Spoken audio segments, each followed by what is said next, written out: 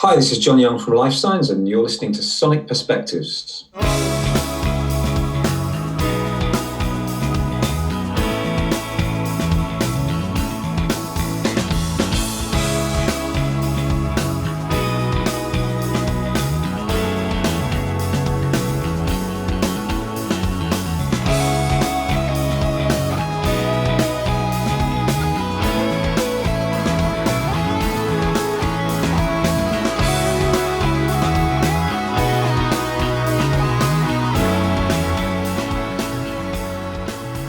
Hello, everyone. This is Scott Medina for Sonic Perspectives, talking with John Young, whose band Lifesigns is just releasing their third album, Altitude. So, welcome to have a little chat with us, John. Appreciate your time. Thank you, Scott. Lovely to be here. Yeah, really nice. So this is exciting. It's only the third time it's happened, but anytime a Lifesigns album comes out, you can just sense the anticipation. And a lot of that is, I think, because you do, at least the last two times you've been doing this crowdfunding, which seems Yeah, to really get people on your side even before the album is certainly finished and released. yeah, very much so. We initially with the first album, we did go down the record company route, but we decided fairly early on with that from there on in we were going to be independent.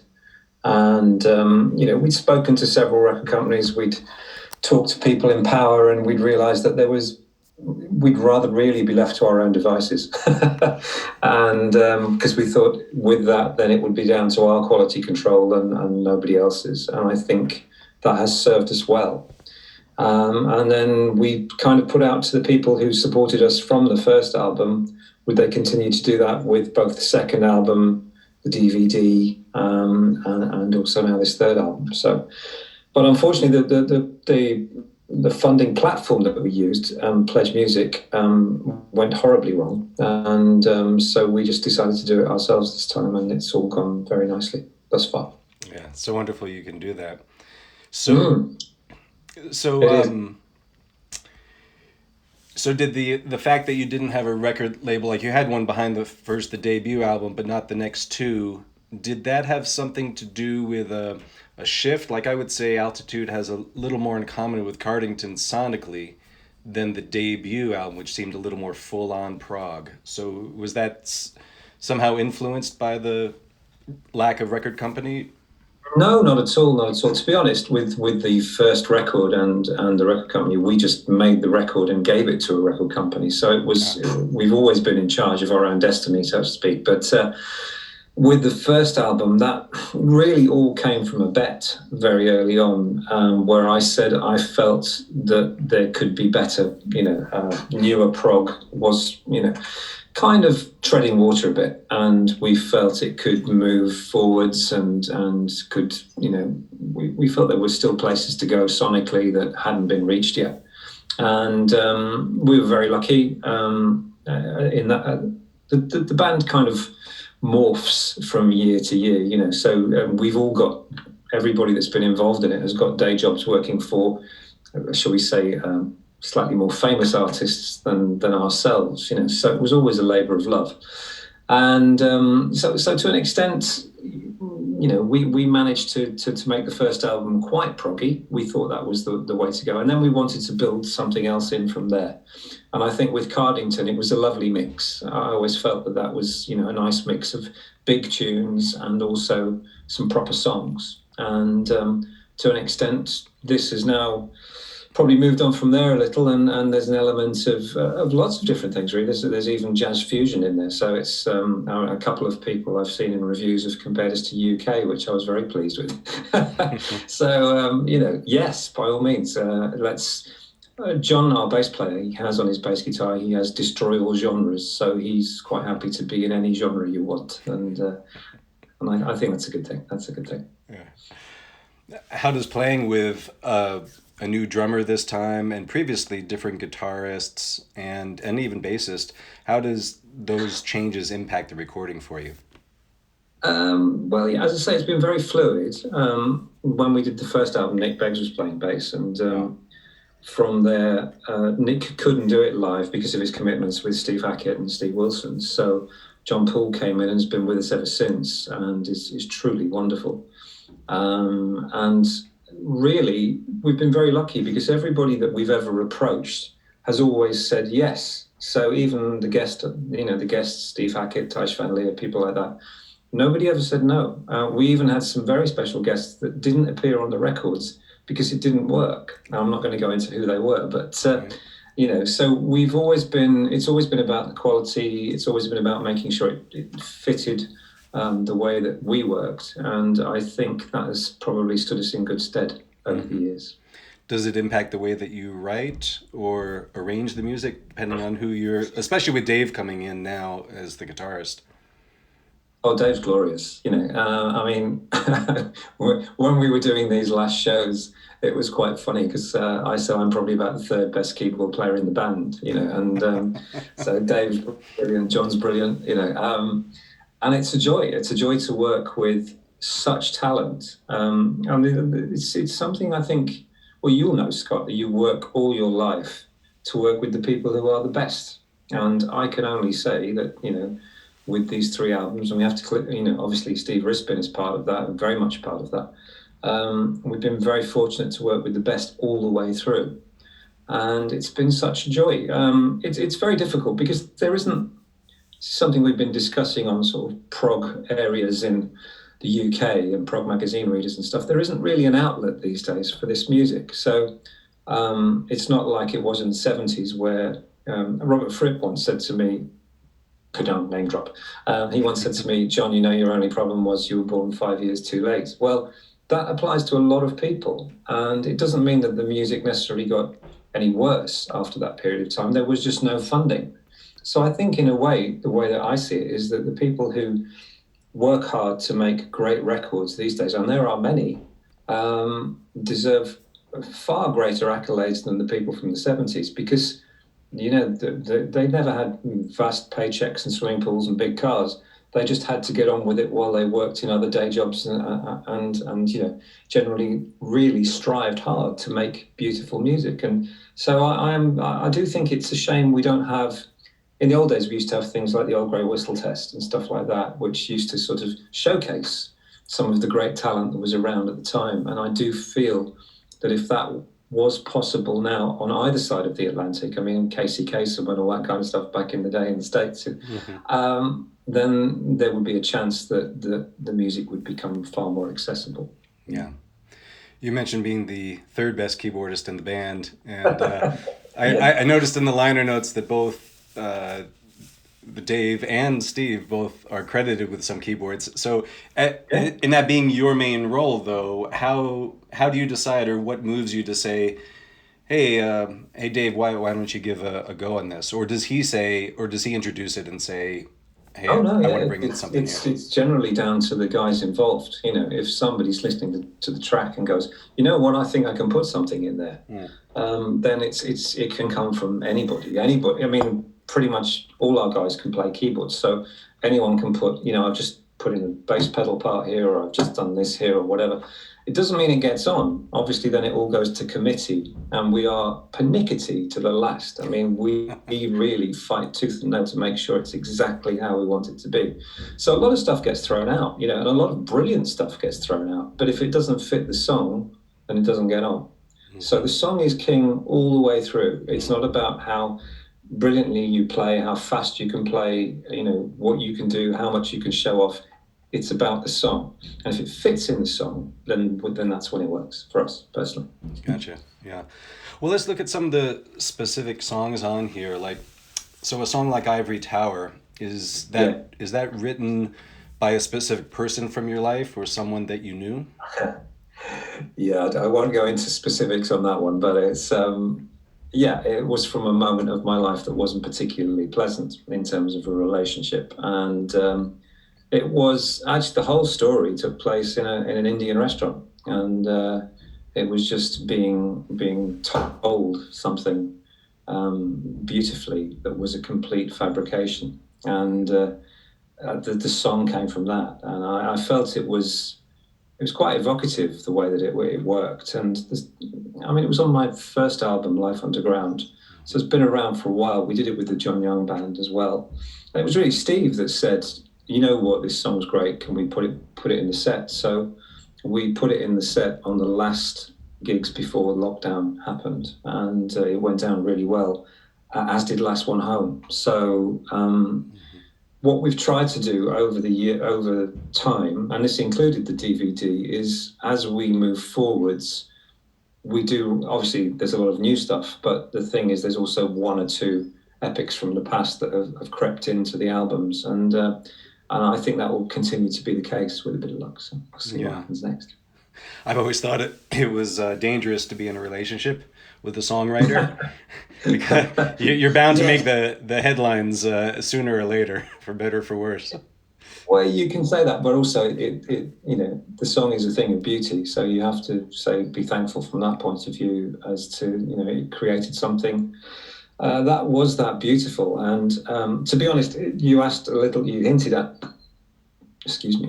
earlier that you know, about writing, and Ivory Tower was the first time I'd written a song in the way that I write now. So up until then, I'd been writing in a kind of more established way, and the Ivory Tower was the first time that I wrote in a new way, shall we say? So yeah. Well, it's an interesting juxtaposition because the song has such a beautiful, almost romantic cadence to it. One would think that it's a love song. Well, in a way, it is. It's about a lost love song. So it's what might have been, rather than, you know. I mean, I think songwriters have always tended to go for that as being, you know, to an extent, what might have been is always, in some ways, is the pathos of it is probably more interesting than what is, you know. So I think it's always unrequited love is something that, you know, becomes quite tragic in a way, but beautiful at the same time. So it's an interesting thing. Yeah. Give us some background of titling the short instrumental piece Archangelesque and its relation to John Wetton. Yeah, well, this goes back, obviously, I worked with John for nigh on 15 to 20 years, I don't know, something along those lines. And I remember when I was touring with Asia, John said to me, one evening, we were rehearsing down at Barry Barlow's place on the Thames, and John said to me, you know, we need some more tunes. I said, fair enough. He said, can you come up with anything? So I said, I'll give it a go. So that night, I came up with 3 tunes that kind of worked together, of which one was Archangel and one was Last One Home, strangely. And John really liked them. And so I can't remember what we used at that particular time, but we later played Last One Home as well with Quango when we did that. So, and it was the beginning of our writing together. And, you know, shortly after that, when John did his Battle Lines album, I worked with him on that. But Archangel, I co-wrote half of the album. And so I felt it was, you know, John's absolutely brilliant songwriter, amazing musician, and so I felt it was nice to sort of just give a nod back to those times and say thank you. Yeah. Can you tell us a little more about the different incarnations of Last One Home over the past decades? Well, I don't know whether there's too much to tell, really. We were just kind of discussing this online earlier, that somebody sent a picture, because for some reason we had the telephone box on the first album, and so they became quite commonplace on our site. And somebody sent a picture of a telephone box and said, "That's the next gig," you know. And they're not that far from the truth, you know. I used to go and play Last One Home on my own when the first album came out, and I could quite easily go into a room where no one would clap. No one would be the slightest bit interested, because you weren't playing anything they knew. Right. And then this has become a more common occurrence over the years. And then when we did it, I think we did it with JYB, and you know, we'd outnumber the audience and this kind of thing. So it's certainly done the rounds to get to where it is. And then when Quango did it, it went down really well. And I think people have always enjoyed the song. And then when we brought it back into its current incarnation, I mean, Dave Bainbridge's solo is outrageously good. And I did wonder how long it would be before his name and another Dave from another band would get. So which one's better, you know?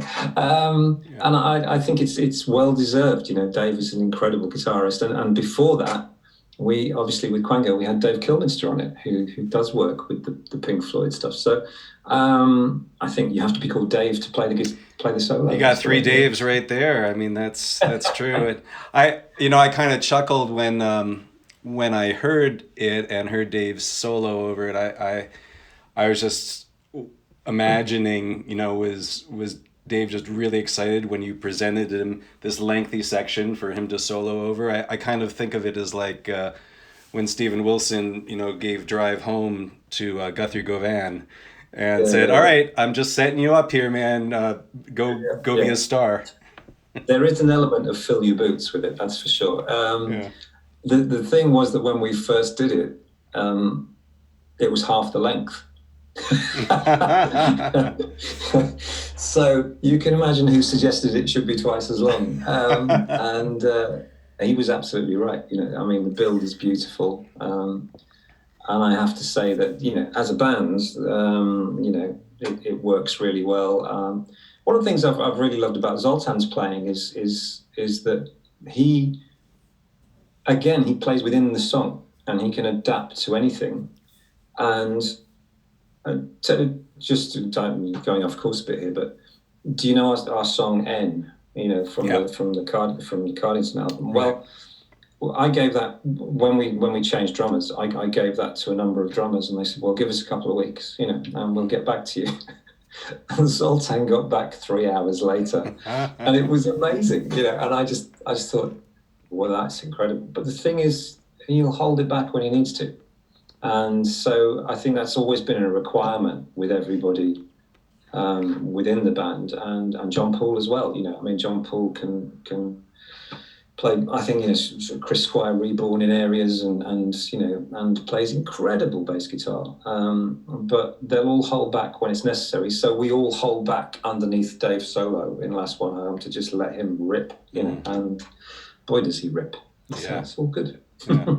Well, I went back to the Quango live album, and it was interesting hearing both John sing it, John Wetton sing it, and when his vocals come in at first, you're just like, wow, that's something. And then Dave Kilminster's approach to that guitar solo, is with that very clean feeling as it starts. It's just great to hear the dynamics and differences that guitarists will choose to approach it with. Well, yeah, how spoiled am I?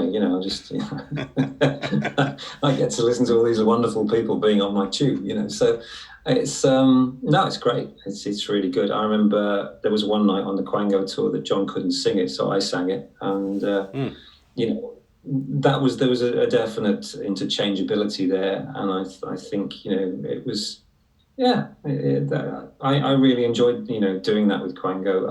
I mean, to be honest, going back to that band, I wasn't really a massive ELP fan or anything like that, and it was quite a tricky gig. But I think the melodic side of John, which we had more so probably in the John Wetton band, and the UK end of it as well, which I really enjoyed.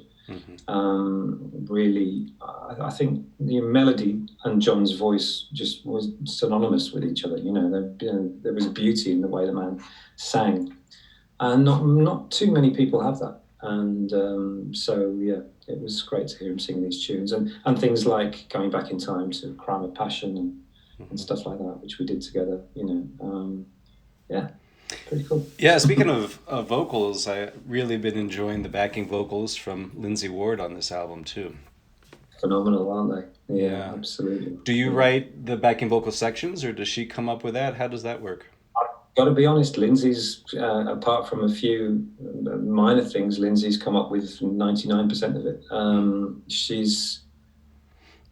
What I felt was, if we needed somebody to do BVs, aside from myself and John and Dave, then it would be good to get somebody in who was creative and we often, I'm sure you understand, when I work for other people, if I put keyboard solos on, they pull you in for your creativity on their tunes, and that's kind of what we did with Lindsay. And I also felt that, I mean, she's a star waiting to be born, basically, and so to give her this opportunity. And it's really interesting because her dad's become like a major fan, and he's a lovely, lovely man. And he's now a big Lifesigns fan. So, but yeah, it was duck to water. She absolutely just lapped it up, and incredible. Very little, she would send through files. We didn't, again, as I said to you before, we didn't use them all, but they would always be beautifully made and with great ingenuity. And it's very easy in this day and age, especially after so much music, as I'm sure you're aware, to copy somebody, but to be unique is always very difficult. And Lindsay has that in bucket loads, absolutely. Yeah. Do you know when you write a section like at the end, the latter section of Fortitude? Do you know that, oh yeah, this is just going to go down so well with the audience? Do you have that sense right in the moment of writing it, or does that come out more as Steve is producing the sonic quality of it? Yeah, probably a bit of both, really. When I first latched onto the end section of Fortitude, I thought, well, this is a bit different, and it just felt like it just kicked in, and it was, huge. But it wasn't until Steve got hold of it that you really felt the whole. It was just beautiful. And I remember sitting in the studio, because we worked through everything. And I actually, strangely enough, again, John does most of the bass parts for the album. Again, is mostly down to John. But on this particular one, I pointed out how I thought it should go. And we just needed something that sat for those few minutes at the end. And I remember the first time that we kind of finished it and we went through and got through to the end of it. And Steve and I just looked at each other grinning at the end of it. And I thought, yeah, this is special. This is very special. And judging by the reaction we're starting to get, it is. Right. So we weren't wrong. So along with John's bass, are there bass pedals on that, or is that a synth thing as well? Yeah, Steve uses a thing called, I think it's called a Baby Taurus or something, which is like a Taurus pedals that you just run off a keyboard. And so whenever we need to do that, we just fly that in. And I think it's used in Ivory Tower. It's used in a couple of places on the album, End of Last One Home, that kind of thing. So, just where you would need it. And in the old days, we used to sit around the studio and go, yeah, that works, that doesn't, put that on, do this. And of course, this was all done remotely. So that makes a whole different game. Exactly, it does. And then, so after that huge epic finale of Last One Home, that could have very easily sealed the album. So what inspired you to instead close the album with a brief Altitude reprise at the end and with a little more, electronic vibe to it? Well, it's a funny one. I remember because we try a lot of the music between ourselves, and so there's a little sort of bunch of us. Obviously, the band, Julie who does the merch, there's Brett who does the artwork. Everything bounces out to everybody. A couple of close friends, and I'd just been playing around with this electronic thing, and then all of a sudden I realised that the chorus of Altitude fitted perfectly over it, And I thought, oh, that's really lovely. And then I thought, well, if that actually just came at the end, then people would want to go back to the beginning and start again. So there was method in my madness. But then Brett said to me, he said I could do with a 20-minute version of the electronic one. So I think we were all in agreement. A lot of people said it should, a lot of people probably thought it would just end with Last One Home, but it kind of brings you back wanting more, I think. Well, I hope so, if you like the album. Yeah. I must say I agree with the call for a 22-minute version. It's for me, I was just like, oh, I really can't wait to see where this develops. And I hadn't looked at how long the song was. And then I was like, oh, what a pity. It's fading out now. Yeah. I do actually have about an 18-minute version of it or something. Yeah, so I'll have to dig that out. It'd be great, like Riverside on their bonus disc. They put their more ambient, spacious stuff. So it would be great to have something like that. And the other cool trick I wanted to mention that was is really nice is that in Fortitude, when you sing Y, you've got that reverse delay that sort of introduces it. Was that one of Steve's tricks that he introduced, or how did that come about? Yeah, I mean, Steve and I have worked together for years and years and years, so he knows me backwards, and he knows what I'll like, he knows what will fit. And as a team, although we do tend to tear into each other when we're not happy with something, we're just very strong, and so I remember I just came into the studio and that bit came on, and I'd not heard it, and I just lit up and went, very cool. Nice when he can surprise you with stuff like that, huh? Oh, he loves it. He just has a little grin on his face, and that's it. I bet. So, yeah, it was really good. I bet. Nice. So up until COVID brought an end to live shows, I think your main gig for outside of Lifesigns has been heading up the Bonnie Tyler's band as your main gig. Is that right? That's right. Yeah, she was just on the phone yesterday, actually. It's one of those things. I think for a lot of people my age who were in music, we ended up working for a lot of different people over the years. I was very fortunate in that respect with the amount of different types of music and different types of bands I work with. But Bonnie, I think it was 93, I got the call to go down for the auditions, and great bands, lovely people. So it just became sort of family, really. There's a few things that were like, I've been lucky with quite a few bands like that. But so we've traveled all over the world. She's massive in places you've never heard of, so that kind of thing. Yeah. And it's been great. I've really enjoyed it. But the thing is with all of us is that we all have other bands that we do stuff for. I was playing keyboards with the Strawbs, and then Dave joined the Strawbs. It's kind of, right. It's we all sort of bounce from one thing to another. Steve works with Yes, it's part of his job. So, and this is really, as I said, something that we've just has always been in our spare time, but we've always made time for it, if that makes sense. Yeah. So I'm hoping that will change. I'm hoping that it might become more important. We shall see. Yeah. Well, maybe with your help, Scott. With your help. Oh, absolutely. Well, it's just incredible to have such a 25-year run with one artist that you've been able to, really keep you going, so you can delve into these other projects too. Well, I wouldn't say it was necessarily that. I think it's Nick Beggs and I talk about it a lot. It's about juggling. I write for television. I've done a lot of music that's mostly news channels and stuff like that, bits and bobs. I did the music for the war in Iraq on CNN. Never got paid a penny for that one, unfortunately, but we live in hope.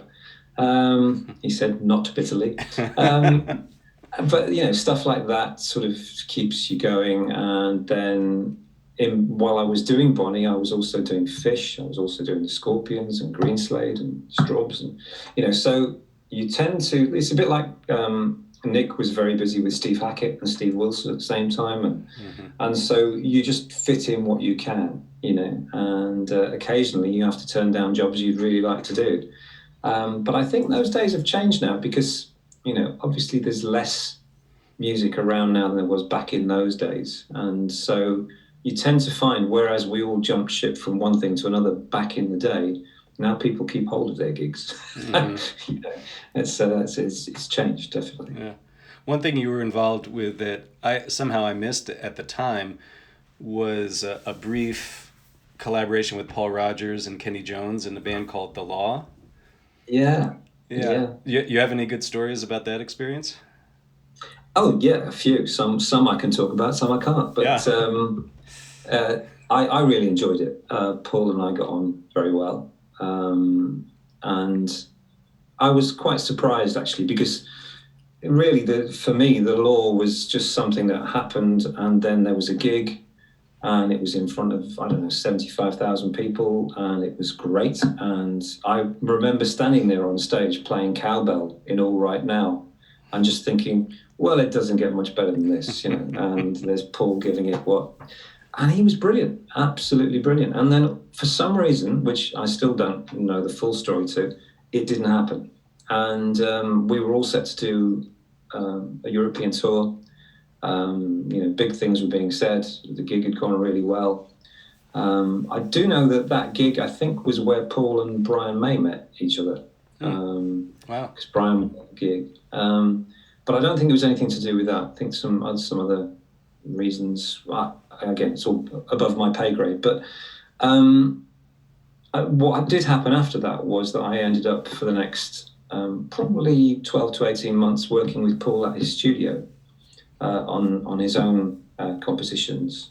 And that was great fun. And I always remember about 2:00 one morning having a cup of tea with Paul, and he just turned to me and said, why isn't anybody buying my songs? And I said to him, you've got to stop singing the demos. Because he just sang them better than anybody else could sing them, you know. And the thing was, I said, they just sound brilliant. You know, he's the only guy I know, and I'm completely heterosexual, but he's the only guy I know that can walk up to you and go, baby. And you just go, wow, that's amazing. You know, so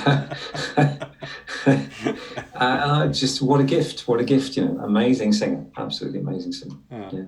Did that time that you were spending songwriting with him, did your playing wind up on any recordings from that? You know, I don't know. I doubt it. I mean, I'm not sure if I don't know if he ever did anything with those songs, to be honest. I might still have some. No. Oh, I lost you for a moment there. Lost you there. Yeah. You were just saying you didn't know if he's done anything with those songs. No, I honestly don't.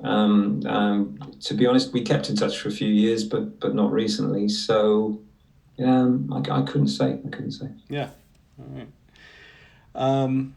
Just curious, as an overarching question, about your background with Aviation and how that's played in, you know. So some of your close fans probably know all this, but for more casual listeners, it'd be an interesting. It's no major thing. It's also part of my income stream because I do buy and sell aviation memorabilia.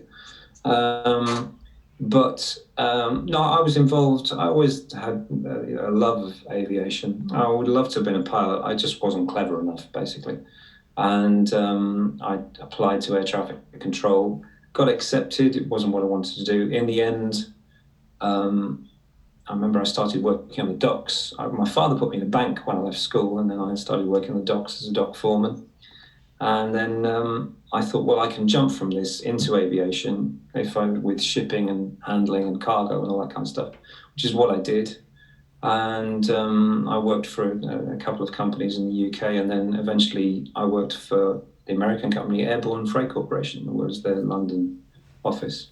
And I was 23 years old, and you know, it was just like European sales manager of a big American company, or one of them.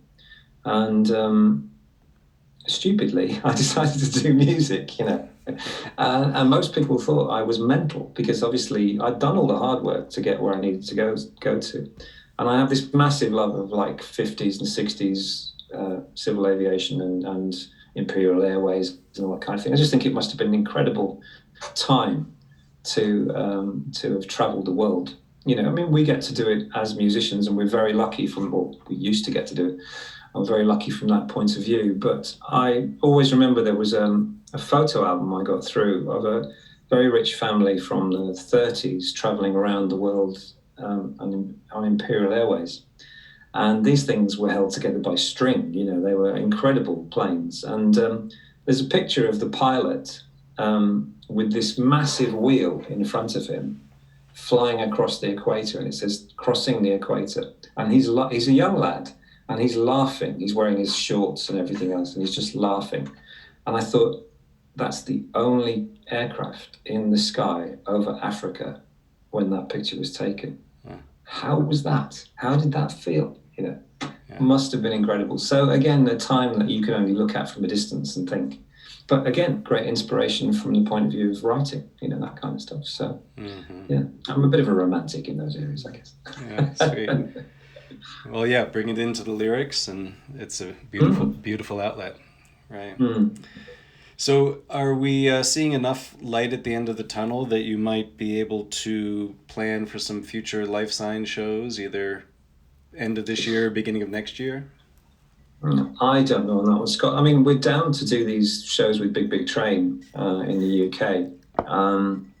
And I suppose both of us, both bands and the people who manage the venue, who I know really well, we're probably all looking at it and going, will it, won't it? We just don't know. It's a bit like the cruise next year. Nobody knows whether everything will be fine for then again. I do think the steps forward with the vaccine, although I've not had one yet, seem very positive and very strong. And I think part of the problem, because we discussed this amongst the bands that I'm with, is it's not just about, I don't really want to tour and get on planes unless I've had both jabs, Yeah. And I think most of the guys that I work with feel the same. But then again, most people aren't going to want to be in an audience if they haven't had them either. So you've got to look at the whole perspective. Different countries are working at different rates. Do you want to... I think we have to play the careful part with it, really. I'm quite happy to wait until time is right, and then so that we can all have a really good time and feel safe. I think that's the important part, and that's for everybody: band, crew, venues, audience. Everyone, really. Right. And I'm a little out of the loop, obviously being over here in Colorado, but I've heard that the impact of Brexit is going to make it even more expensive and challenging to tour Europe. Is that what you're looking at too? I would agree, Scott, entirely. I think, firstly, the thing that really annoys me for our kind of music is that we can't get to your country. Visas are now something like $3,000 each, and that's before you've played a note or hit a chord, or and then you have to hire equipment, hire hotels, tour buses, whatever. It's pretty much, for a band at our level, it's almost impossible unless we can find some way to crowdfund. Canada's free. You can just go to Canada and play a gig. And I wish the US would take the same deal. Sadly, now with Brexit, they're talking about visas and carnets and everything else to get across to Europe. And I don't think anyone's going to be terribly inclined to do that. Again, at our level, I think it doesn't matter if you're Paul McCartney or if you're U2 or those kind of things, someone will do it for you and the cost will come out of something. But I think for those bands that need to be heard, then it's really difficult. Really difficult. Well, let's just pray for the best and see how it plays out in the coming year by the time it's time for that. Yeah, I mean, I am, don't get me wrong, I am the eternal optimist. You'd have to be to do this, So, I am always looking for positivity and brightness, and there's definitely a certain amount of that in the music that we make. But I would love this to be...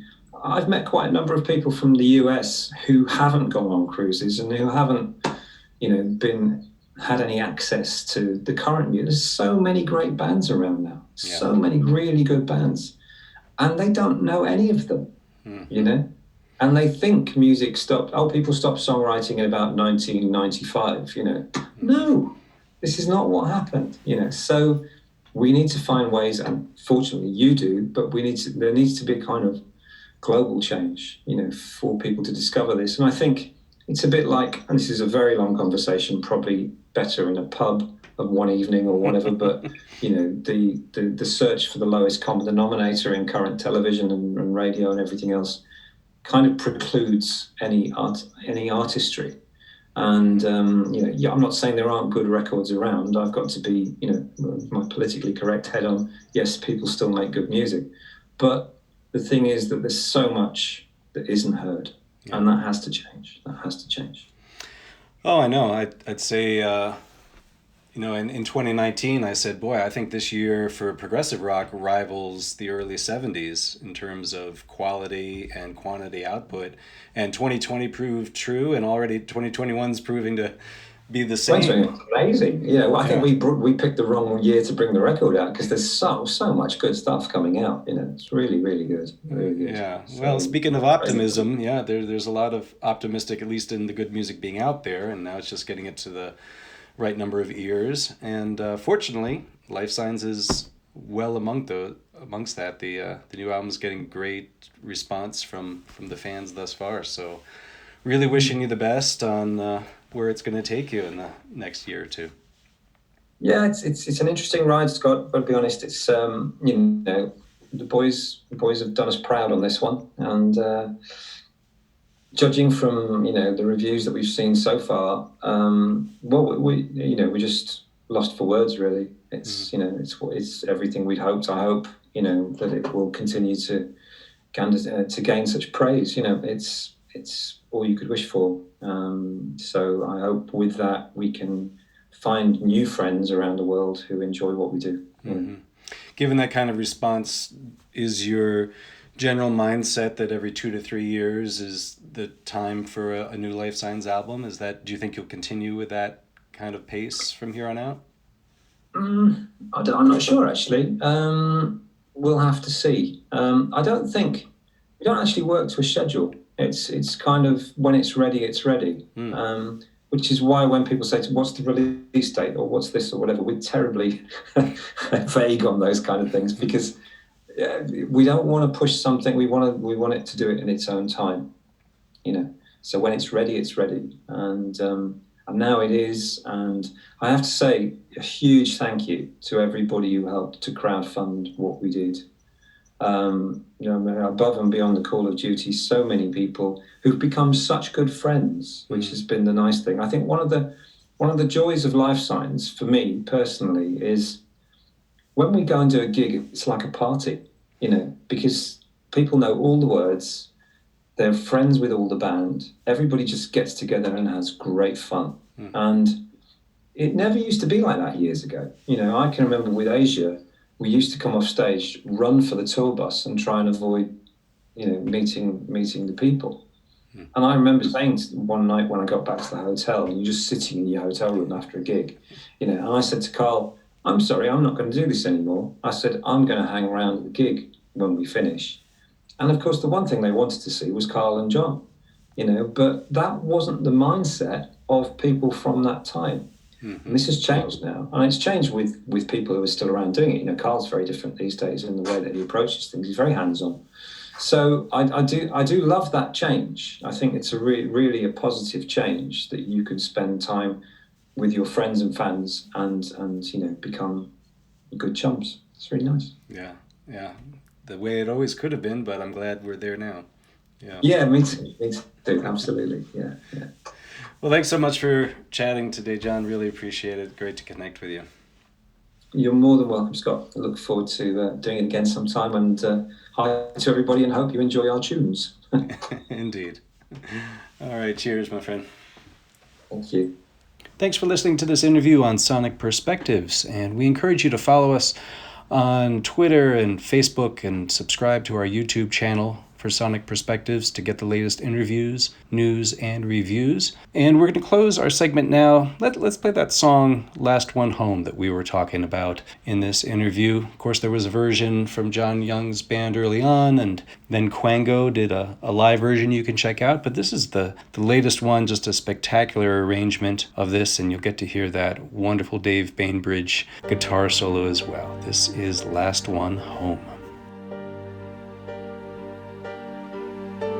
Storm alone lies screaming, the ships no longer sail.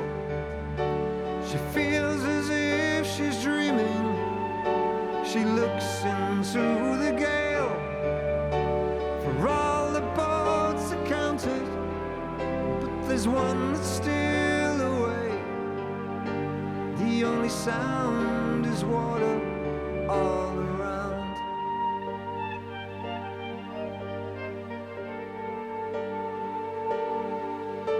A wall of sea surrounds him, confronting all his fears. The seething mass sustained him, a friend for all these years.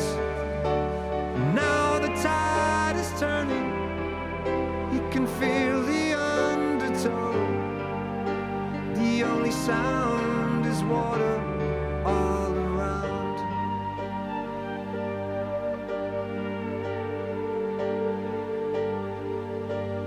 Fool, you'll be the last one home. The sea won't get you tonight. Whoa, you'll be the last one home. The sea won't get you tonight. Get you tonight.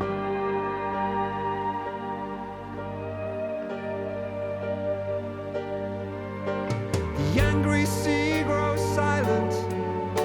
He's feeling tossed and torn. The storm has lost the violence with the rising of the dawn.